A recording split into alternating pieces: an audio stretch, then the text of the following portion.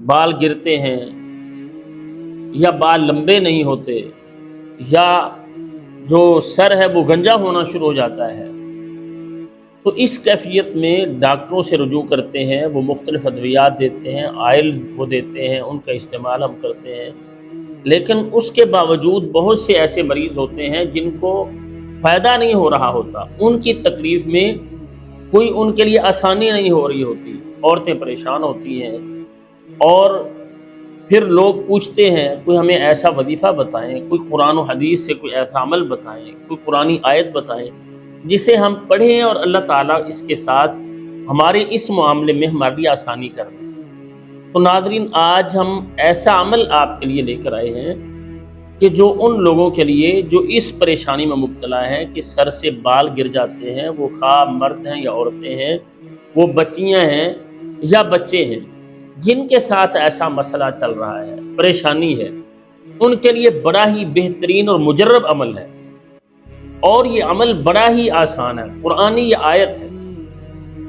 اس آیت کو پڑھنا ہے اور صرف 21 دن،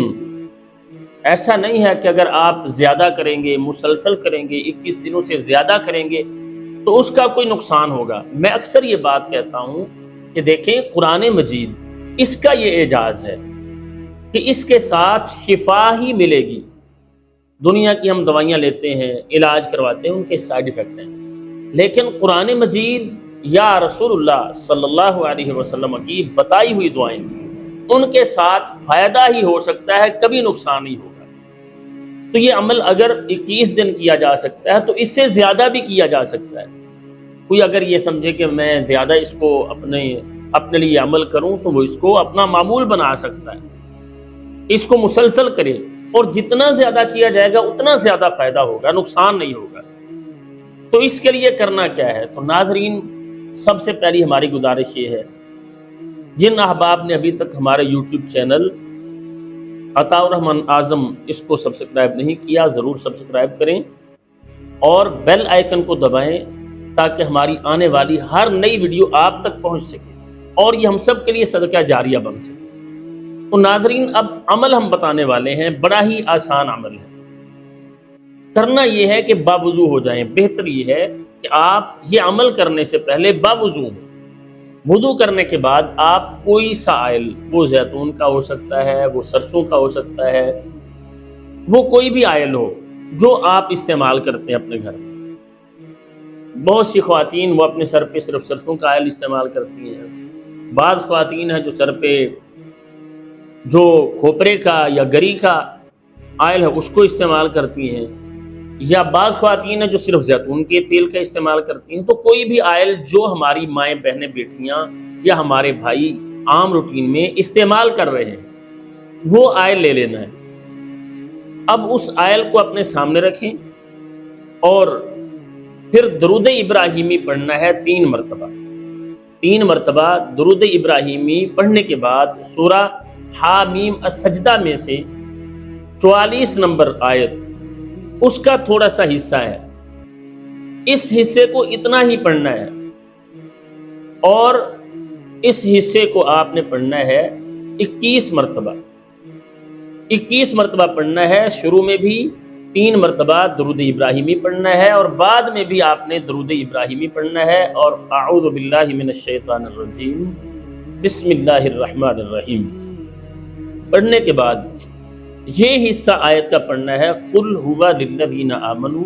ھدی و شفاء، اتنا ہی پڑھنا ہے، قل ھو للذین آمنوا ھدی و شفاء،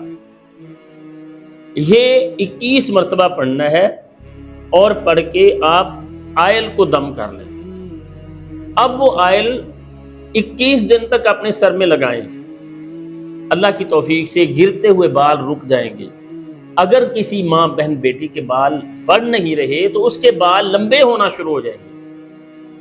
اور اس میں اتنا تجربہ کیا ہے، اتنا تجربہ کیا لوگوں نے کہ آپ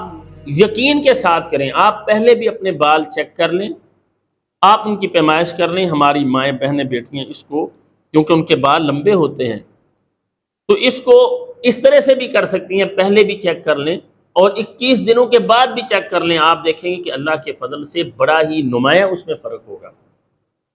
روزانہ سر میں لگانا ہے اور مالش کرنی ہے۔ مالش کرنے کے بعد پھر کچھ دیر ٹھہر کر آدھا گھنٹہ ٹھہرنے کے بعد پھر نہا لیں، اپنے بالوں کو دھو لیں۔ یہ عمل مسلسل 21 دن کریں۔ ہاں ایسا بھی ہو سکتا ہے کہ آپ نے جو آئل دم کیا تھا وہ آپ کا آئل 21 دنوں سے پہلے ختم ہو گیا۔ اگر پہلے ختم ہو جاتا ہے تو کوئی پریشانی کی بات نہیں ہے، آپ دوبارہ سے دم کر لیں، پھر وہی آئل لے کر اس پر پھر سے درود ابراہیمی اول و آخر 3 مرتبہ، اور یہ آیت قل ھو للذین آمنوا ھدی وشفاء، اس کو 21 مرتبہ پڑھنا ہے، پڑھ کے دم کر لینا ہے۔ اللہ کے فضل و کرم سے اس کے ساتھ اللہ تعالیٰ جو بالوں کی بیماریاں ہیں اس سے نجات عطا فرما دیں گے، اور ہماری دعا ہے اللہ تعالیٰ ہر طرح کی روحانی اور جسمانی بیماریوں سے تمام اہل اسلام کو شفا نصیب فرمائیں۔ السلام علیکم ورحمۃ اللہ وبرکاتہ۔